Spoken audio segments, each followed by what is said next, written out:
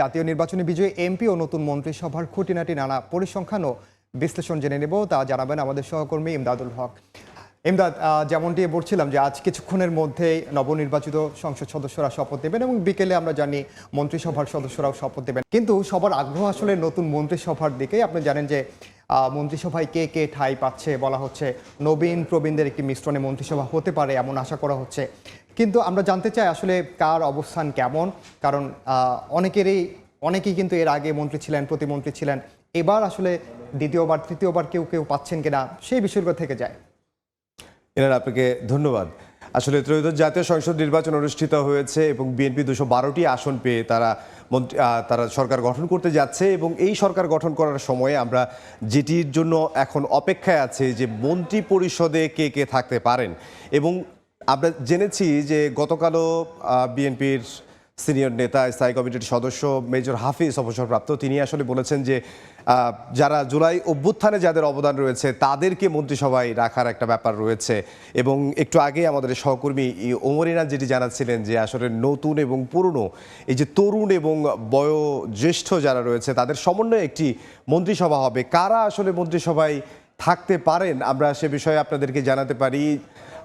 তারেক রহমানের নামটি প্রথমে এসেছে, তিনি আসলে প্রধানমন্ত্রী হিসেবে দায়িত্ব নেয়ার পথে রয়েছেন এবং 1988 সালে বিএনপির সদস্য হিসেবে আনুষ্ঠানিকভাবে রাজনীতি তিনি শুরু করেন। 2002 সালে তিনি বিএনপির সিনিয়র যুগ্ম মহাসচিব হিসেবে মনোনীত হন। 2009 সালে দলের সিনিয়র ভাইস চেয়ারম্যান হন এবং 2018 সালে ভারপ্রাপ্ত চেয়ারম্যান হিসেবে তিনি দায়িত্ব পালন করেছেন এবং 2026 সালের আগ পর্যন্ত কখনো সরাসরি কোনো নির্বাচনে তিনি প্রার্থী হননি। এবং তার মা বেগম খালেদা জিয়া, তিনি বিএনপির চেয়ারপারসন হিসেবে দায়িত্ব পালন করেছেন এবং তার মৃত্যুর পরে তারেক রহমান তিনি আসলে বিএনপির চেয়ারম্যান হিসেবে দায়িত্ব পালন করেছেন নির্বাচনের আগ পর্যন্ত এবং এখনও তিনি বিএনপির চেয়ারম্যান হিসেবে দায়িত্ব পালন করছেন এবং তার নেতৃত্বে আসলে বিএনপি এবারে নির্বাচনে অংশগ্রহণ করে এবং তিনি প্রধানমন্ত্রী হতে যাচ্ছেন বলে আমরা খবর পেয়েছি এবং আমাদের সহকর্মী যারা রয়েছেন এবং সূত্র যেটি বলছে যে তিনি আসলে প্রধানমন্ত্রী হিসেবে 19তম প্রধানমন্ত্রী হিসেবে তিনি আসলে দায়িত্ব পালন করতে যাচ্ছেন। এবং তারেক রহমান তিনি ঢাকা 17 আসনে সংসদ সদস্য নির্বাচিত হয়েছেন এবং বগুড়া 6 আসনেও তিনি নির্বাচন করে জয়লাভ করেছেন। তবে গতকাল আমরা যেটি দেখেছি যে ইসিতে তিনি চিঠি দিয়েছেন, বগুড়া 6 আসন তিনি ছেড়ে দিয়েছেন এবং বগুড়া 6 আসনকে শূন্য ঘোষণা করা হয়েছে। এবং তারেক রহমান ছাড়াও আমরা যেটি জানি যে তারেক রহমান ছাড়াও এই নির্বাচনে যারা অংশগ্রহণ করেছে, যারা বিজয়ী হয়েছে, যারা আগে মন্ত্রী পরিষদের সদস্য ছিল, নেতাকর্মী, তাদের কথাও আসলে বলা হচ্ছে যে তারা যেন মন্ত্রিসভায় ঠাঁই পায় এমন দলের পক্ষ থেকে। এমনকি তৃণমূল পর্যায়ে যেসব নেতাকর্মী রয়েছেন তারাও কিন্তু এমন জোর দাবি তুলছেন। তো সেই বিষয়গুলো হয়তো বা নতুন মন্ত্রিসভায় দেখা যেতে পারে এবং আগে যারা অভিজ্ঞতা যাদের রয়েছে তাদেরকেও আসলে মন্ত্রিসভায় দায়িত্ব দেওয়ার ব্যাপারে কথা হচ্ছে। এবং বিশ্লেষক যারা রয়েছেন তারা যেটি বলছেন যে পূর্ব অভিজ্ঞতা যাদের আছে, বিশেষ করে অর্থ মন্ত্রণালয় এবং পররাষ্ট্র মন্ত্রণালয়, স্বরাষ্ট্র মন্ত্রণালয়, এই বেশ কয়েকটি মন্ত্রণালয়, এই মন্ত্রণালয়গুলোর দায়িত্ব খুব ভালোভাবে আপনি জানেন যে অভিজ্ঞ যারা রয়েছে তাদেরকে দেওয়া হবে। অভ্যুত্থান পরবর্তী বাংলাদেশে যে পরিস্থিতি, আপনি জানেন যে গত 18 মাসে আমরা যদি বলি আইন শৃঙ্খলা পরিস্থিতি থেকে শুরু করে বিভিন্ন বিষয় কিন্তু অবনতি হয়েছে, সেই বিষয়গুলো কিন্তু সামাল দিতে হবে। ইমদাদ, জি, আমরা এই যে অধ্যাপক ডক্টর AZM জাহিদ হোসেন, তিনি আসলে নির্বাচিত হয়েছেন দিনাজপুর 6 থেকে। তিনি পেশায় চিকিৎসক। বেগম খালেদা জিয়া যতদিন বেঁচে ছিলেন তার ব্যক্তিগত চিকিৎসক হিসেবে তিনি দায়িত্ব পালন করেছেন এবং আমরা যতদিন পর্যন্ত বেগম খালেদা জিয়া হসপিটালে ছিলেন তখন তার যে অবস্থা, সেই অবস্থাগুলো কিন্তু ডক্টর AZM জাহিদ হোসেন তিনি আসলে আমাদেরকে জানিয়েছেন। এবং তিনি BSMM ইউরোলজি বিভাগের অধ্যাপকও ছিলেন। বিএনপির সাবেক চেয়ারপারসন বেগম খালেদা জিয়ার ব্যক্তিগত চিকিৎসক হিসেবে তিনি দায়িত্ব পালন করেছেন, যেটি একটু আগেই বলছিলাম।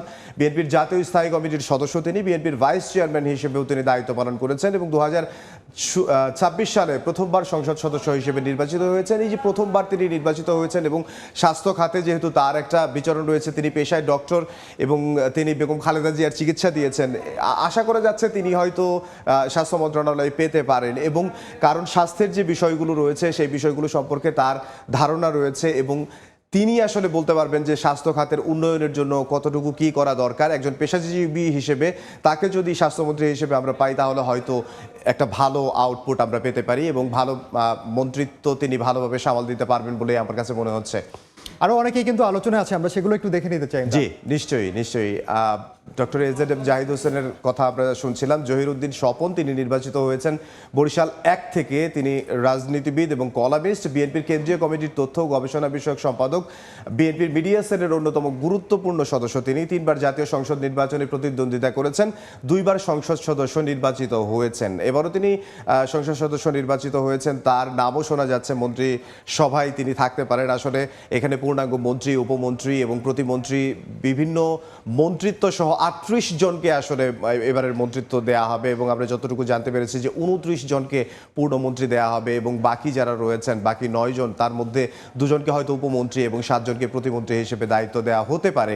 এবং আমরা আসলে অল্প কিছুক্ষণ পরেই হয়তো জানতে পারবো, বিকেল 4টায় যেহেতু মন্ত্রী পরিষদ, তার আগে কিন্তু ইমদাদ অবশ্যই ঘোষণা হবে নিশ্চয়ই যে কারা কারা মন্ত্রী কারা কারা মন্ত্রী পাচ্ছেন, কারা কারা থাকবেন সেটা অবশ্যই ঘোষণা দেখতে হবে। পারি, কিন্তু আমরা একেবারে দেখতে পারবো শপথ যেহেতু তাদের বিকেল 4টায়, তখন আমরা আসলে দেখতে পারবো কে কোন মন্ত্রণালয়ে দায়িত্ব পাচ্ছেন।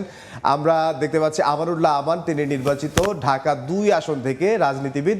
1990-91 সেশনে তিনি ডাকসুর ভিপি নির্বাচিত হন এবং তারপরে বিশাল একটা সময় আসলে ডাকসুতে নির্বাচনই হয়নি এবং তারপরে 2017 সালে নির্বাচন হয় এবং এরপরে একেবারে সর্বশেষ 2025 সালে নির্বাচন হয় এবং ডাকসু ভিপি হিসেবে তিনি যখন দায়িত্ব পালন করেছেন, সুনাম অর্জন করেছেন এবং খুব ভালোভাবে দায়িত্ব পালন করেছেন এবং অনেকদিন পর্যন্ত আমরা শুনেছি ডাকসুর সবশেষ ভিপি হচ্ছে আমানুল্লাহ আমান।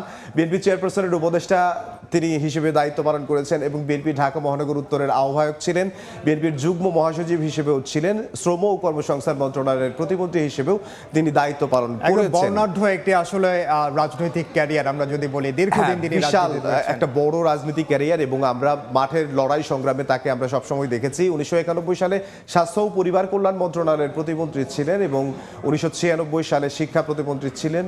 6টি জাতীয় সংসদ নির্বাচনে প্রতিদ্বন্দ্বিতা করেছেন, 5বার সংসদ সদস্য নির্বাচিত হয়েছেন, 5বার তিনি সংসদ সদস্য নির্বাচিত হয়েছেন এবং তিনি আসলে মন্ত্রীর দায়িত্ব পালন করেছেন।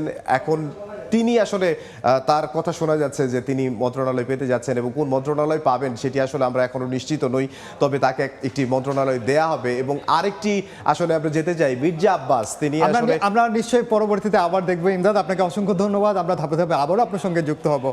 মন্ত্রিসভায় আসলে কে কে ঠাঁই পাচ্ছে সেগুলো দর্শকদের আমরা জানিয়ে দেবো। ধন্যবাদ। নিশ্চয়ই। যেমনটা বলছিলাম, আমরা এখন পর্যন্ত ত্রয়োদশ জাতীয় সংসদ নির্বাচনে নবনির্বাচিত সংসদ সদস্যের শপথ গ্রহণ ঘিরে এবং মন্ত্রিসভার শপথ দিয়ে সবশেষ খবর জানাচ্ছিলাম।